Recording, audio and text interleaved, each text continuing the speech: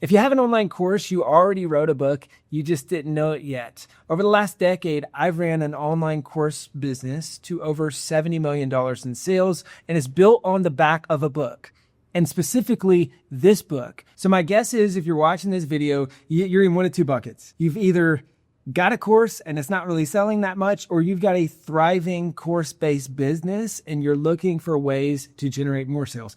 Either way, introducing a book into the mix can be the best thing that you ever do to drive sales. If you think about the most successful creators or course-based businesses of all time, almost all of them are built on the back of a book. And so what I want to walk through are 5 steps that I took to turn my online course into a book that generated tens of millions in sales. So number 1, use the More Writing method. So the More Writing method, this is a framework that I teach. It stands for mind map, outline, rough draft, editing. Now, the really great news here is that you've already done most of this with your course.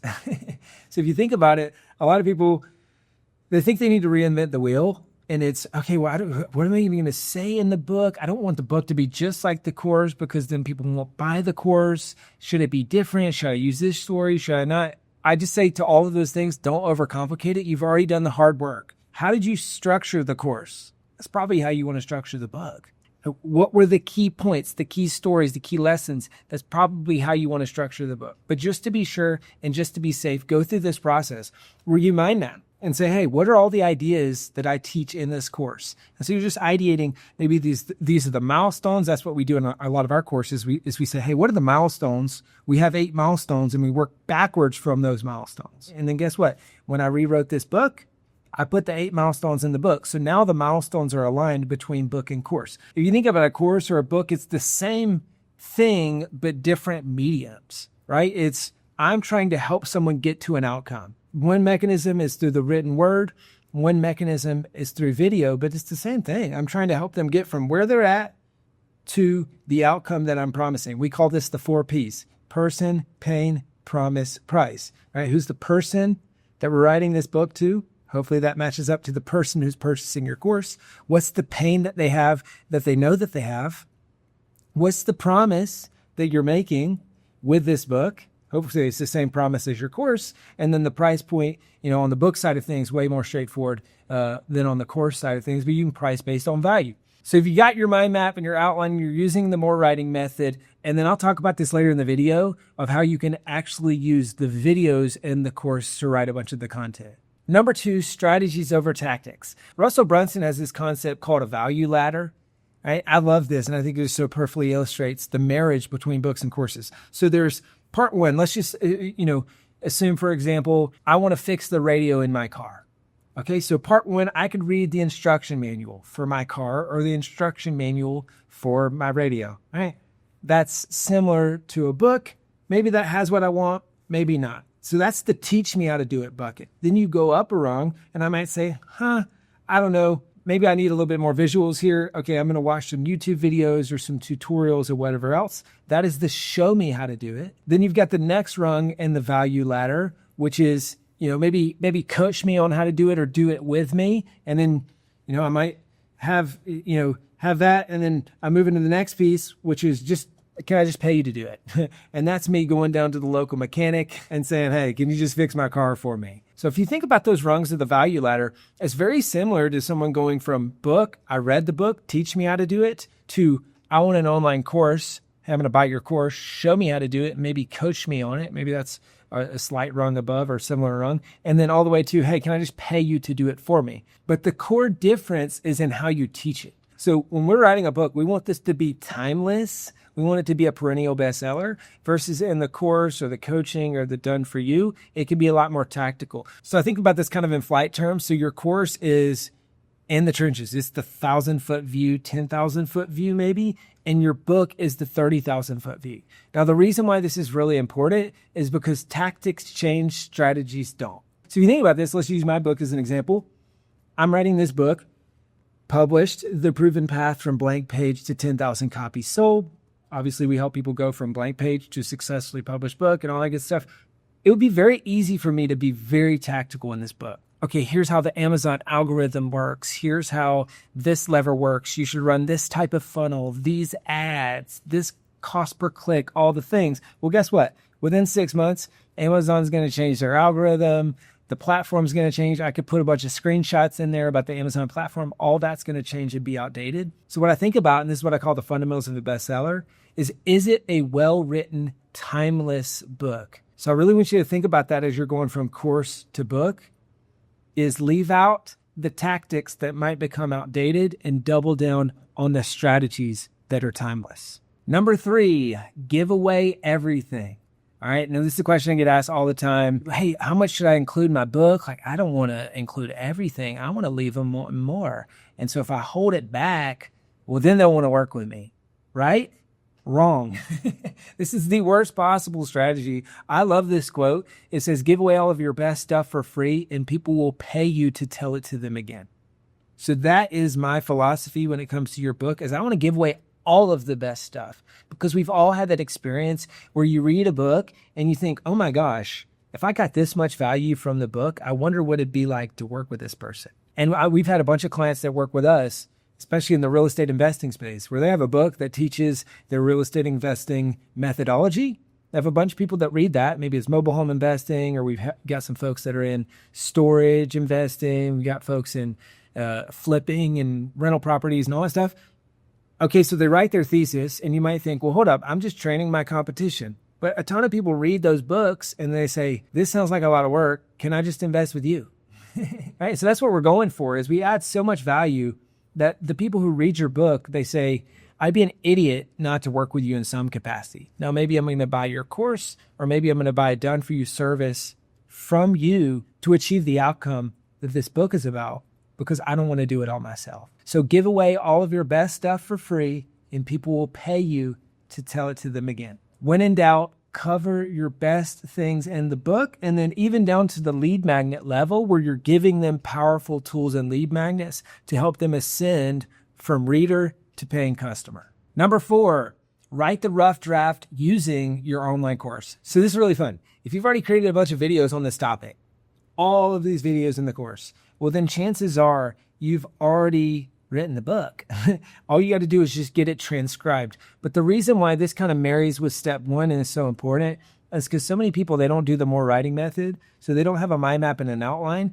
And they just say, oh, I got this online course. I'm just going to dump it into an AI tool or a transcription service and then just transcribe the whole thing and then hire an editor and then it'll be good. No, it's a mess, right? So if you have the outline up top, like I talked about, mind map outline, well, then you can plug into that and say, okay, I need the opening hero story here. I've got 5 sections or 5 frameworks. Well, I teach that here, I teach that here, and you can start to layer it in a way that teaches the core concepts, and then you sprinkle in stories or client examples or client wins, and now all of a sudden you've got a cohesive book that the rough draft was mostly written just by transcribing the videos in your book. Number 5, level up your frameworks and visuals and use this to improve the content in your course. So this is kind of a double win and a double lesson here. I think one of the most powerful things of writing a book is that it forces you to crystallize your frameworks and crystallize what you believe in. So I can't tell you how many things we were just kind of haphazardly teaching at selfpublishing.com, and we've been teaching it for years. I mean, we had literally ran thousands of students or thousands of authors through this course, through these coaching programs and everything. And when I went to write the book, it just forced me to start pulling things together. And I said, we teach this mind map outline right process. What if I made a framework around that? I guess I could call that the more writing method. Mind map, outline, rough draft, editing. Okay, that's way more catchy. Now I'm planting my flag. I'm owning that framework.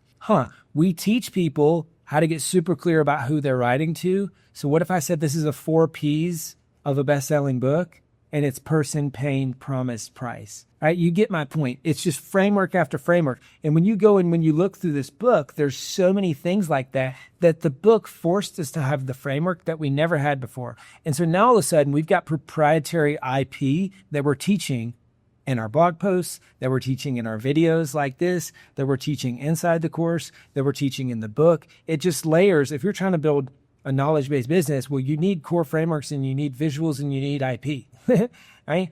But the problem is most people, you just teach what you know and you just teach what you learn and you don't ever stop to say, what is my framework, or what is my unique point of view on this thing, or what is the thing that's going to make this memorable and help me plant my flag around this. A good buddy of mine's name is Hal Elrod. He wrote a book called The Miracle Morning. Incredible book. One of my favorite books of all time. Has made a huge impact on my life. Shout out Hal. But he has a framework that he crystallized in the book called Savers. And it's the fundamentals of a morning routine. And writing the book forced him to crystallize that framework. Now they use that in the Miracle Morning app, the Miracle Morning movie. Everything Miracle Morning is now around that framework. So this is just a really awesome opportunity. If you have a course, use the book to level up your frameworks and visuals. And then, like I said at the start, it's the double win, because now you can go back and re-record that content, and you're going to make a way higher value and quality content course. So use the book to level up your frameworks and visuals. So those are the 5 steps to turn your course into a book. Again, if you already have an online course, you have a book done, you just didn't know it yet, I want to go through some pro tips.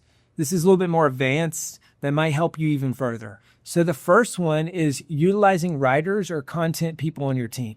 Okay, so if you have a writer on your team, maybe they do written content, blog content, email content, whatever else, have them spearhead this project. This is what I did with this book right here, and I've done it with multiple books in the past, is I give them the mind map and the outline, and then I say, all right, go through this course, finish out the outline, and write the rough draft of this book through all the content. All right, and they can get stuff transcribed and all that stuff. They know my voice, and if you have a writer that's already working with you, and I realize this is probably a small percentage of people, but they know your voice. They can work in your voice. They can write in your voice.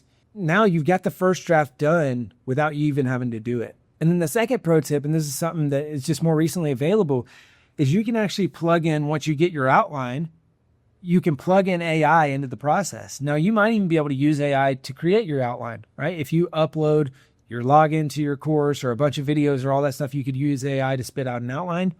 Or you can use AI to transcribe and say, this is the outline of the book. These are the chapters. Okay, I want to take from this video and I want to flesh out this content. Use this story, blah, blah, blah, right? So you can use AI to start to write some of the rough drafts of the chapter or even edit it at the end. And that helps you get a better draft done. Now, I'm not one of those people that just says, hey, throw everything in ChatGPT and then just call it a day and, hope that you got a decent draft. I think that you should, maybe use it for a rough draft. But then, and this is so important, you need to actually level up the draft itself so that you end up with a quality book. Because if you just publish a crap book, well, then guess what? This is your first impression before people sign up to work with you or join your course or all that stuff. You think it's going to be a good one? No. So make sure you got quality, but you can certainly use AI to shave off dozens, if not hundreds of hours in the process. Another bonus tip is to turn readers into customers through the process that I call the $7 million business card. Okay, once you've got the book done, you're probably going to do a big launch. You're probably going to plug it into your business. That's awesome. This book is going to help you get more leads, more sales, and more referrals. Okay, so you need to strategically integrate it to where there's an ascension path. So that means integrating calls to actions throughout the book, giving away lead magnets, so audiobook and video, having a logical next step. Something as simple as you'll see it in my book. At the very beginning, it says, want our help implementing this stuff at selfpublishing.com. If so, book a call with my team, right? So I've got a whole video on that. So you can watch that video alongside this. It's called the $7 million business card. I walk through the whole process of how this book right here generates about $7 million a year in sales for my course from the book. So implement some of the stuff I taught here, check out that video, and use your book to turn readers into customers. And then my last tip here is to use a companion or mini course as the video training opt-in for your book. So I just mentioned two of my favorite things to do are at the beginning of a book, give away audio and video. People love that. You'll bring in tons of leads. I've seen some folks like Pat Flynn and others use a mini course that's free as a really high value opt-in alongside the book. So maybe you choose to do that. Maybe you don't. Maybe it's helpful to ultimately ascend folks to your main thing, but it can be a really great way to ascend readers into subscribers because the mini course has inherent value, right? And so it could be an hour or two. It could be, if you're like me, it's one of my best converting webinars. So it's a mini course or video training that walks people through the high level stuff of what I teach in the book. and then it shows them how to start working with us, and it generates a ton of customers. So that's it. That's all I got for you today. I hope you enjoyed this video. That's the process. I'm always trying to teach you what I'm actually doing to scale my business. And so I'd love for you to comment on this video and let me know what you found most helpful from this video. As always, like and subscribe. I read and respond to every single comment. Now, on this channel, my personal channel, I'm teaching all about how to scale businesses. So what actually works, the no BS, no fluff, no guru method to actually scale businesses. All right. Now, we've got another channel. It's called Self-Publishing TV. That is all book stuff. So every now and then there will be some crossover. Obviously, I run a company, selfpublish.com. We do books all day, every day. We publish 2 to 5 books a day. We believe that a book is the best thing you can do to grow your business, right? So when there is that crossover, I'm going to talk about it on this channel. Hey, this is what it actually takes to grow your business using a book. But if you want a lot of book-based content, head on over, subscribe to Self-Publishing TV. We'll link it up. We're in the hunt. We're right on the 1-yard line of 100,000 subscribers over there. So if you want to subscribe and help us get to 100,000 subscribers, you can subscribe there. Check out a lot more great content, and I'll see you in the next video.